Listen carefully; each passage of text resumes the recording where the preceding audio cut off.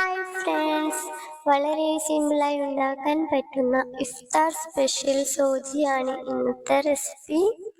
തരിക്കഞ്ഞി എന്നും ഇതിനെ പറയാറുണ്ട്. എന്നാൽ റെസിപ്പിയിലേക്ക് കിടക്കാം. ചെറിയ സവാളയുടെ ഒരു പകുതി ചെറുതായി കട്ട് ചെയ്ത് എടുത്തിട്ടുണ്ട്. 1/4 കപ്പ് പഞ്ചസാര, 3 ടേബിൾ സ്പൂൺ റവ മാത്രമാണ് വേണ്ടത്. പിന്നെ കുറച്ച് അണ്ടിപ്പരിപ്പ്, ഉണക്കമുന്തിരി.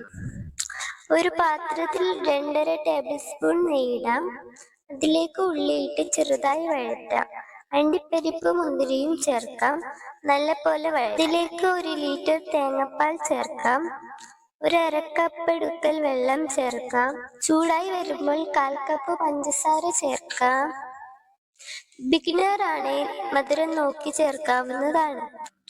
ക്രഷാക്കിയ 3 ഏലക്ക ചേർക്കാം. 1/2 ടീസ്പൂൺ അടുത്ത് ഉപ്പ് ചേർക്കാം. മധുരം ബാലൻസ് ചെയ്യാൻ വേണ്ടിയാണ്.